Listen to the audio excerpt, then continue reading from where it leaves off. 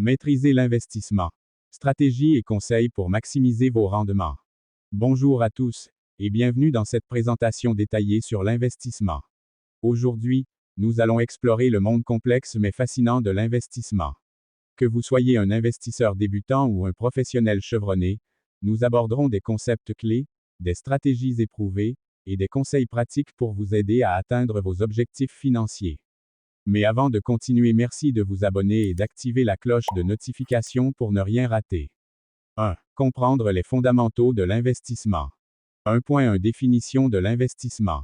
L'investissement est l'acte de placer de l'argent dans divers instruments financiers ou actifs avec l'espoir de générer un rendement supérieur à celui de l'argent laissé sur un compte d'épargne traditionnel.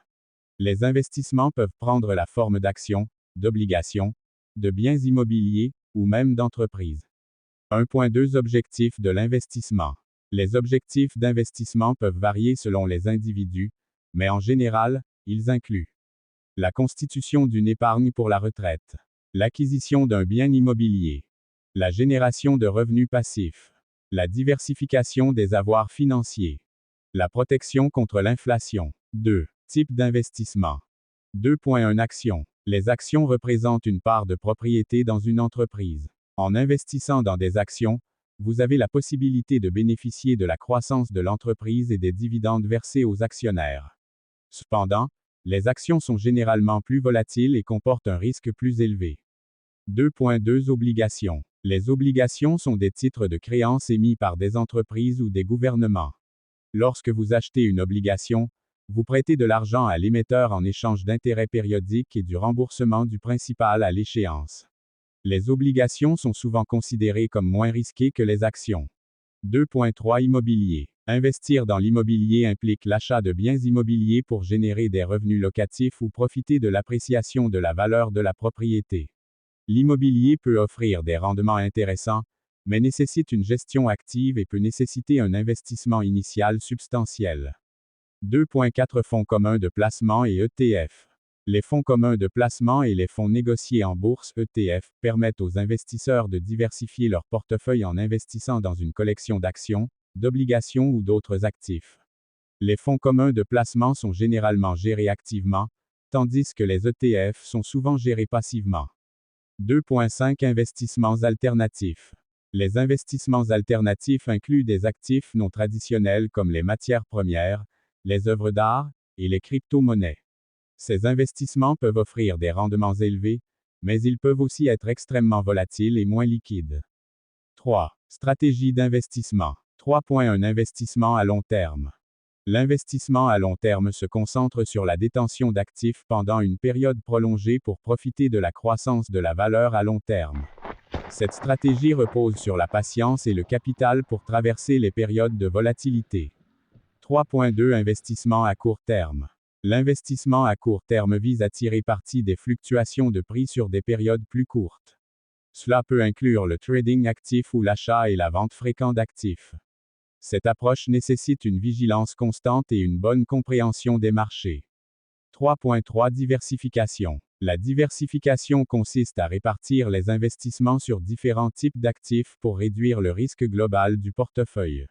Une diversification efficace peut protéger contre les pertes importantes si un secteur ou un actif spécifique subit une baisse. 3.4 Allocation d'actifs. L'allocation d'actifs est la répartition de votre portefeuille entre différentes catégories d'actifs, actions, obligations, liquidités, etc. En fonction de vos objectifs d'investissement, de votre tolérance au risque et de votre horizon temporel. 3.5 Rééquilibrage de portefeuille. Le rééquilibrage consiste à ajuster périodiquement la composition de votre portefeuille pour maintenir l'allocation d'actifs souhaitée. Cela peut impliquer la vente d'actifs qui ont surperformé et l'achat de ceux qui ont sous-performé. 4. Évaluation des risques. 4.1 Risque de marché.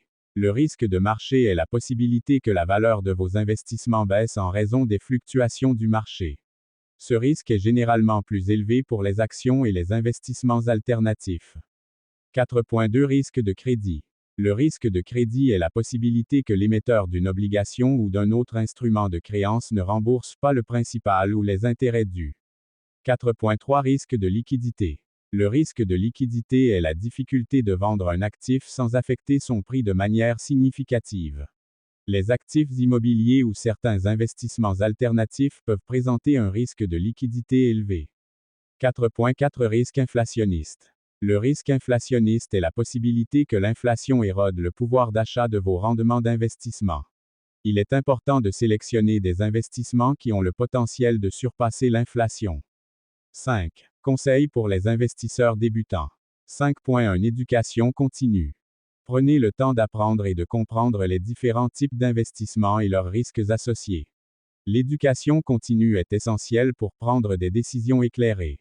5.2 Définir des objectifs clairs. Avant de commencer à investir, définissez clairement vos objectifs financiers. Cela vous aidera à choisir les stratégies et les types d'investissements les plus appropriés pour vous.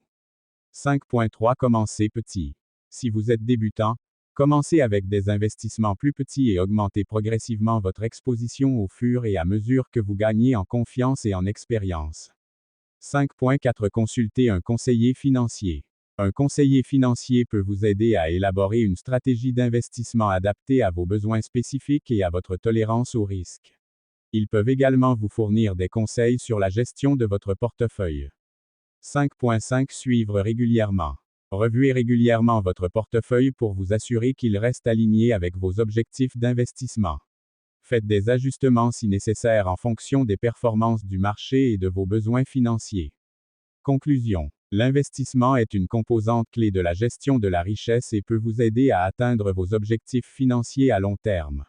En comprenant les différents types d'investissement, en adoptant des stratégies appropriées, et en évaluant les risques, vous pouvez maximiser vos rendements tout en protégeant votre capital. Merci de votre attention. Si vous avez des questions ou souhaitez approfondir certains aspects, n'hésitez pas à les poser. Surtout de vous abonner et d'activer la cloche de notification pour ne rien rater. Bon investissement à tous.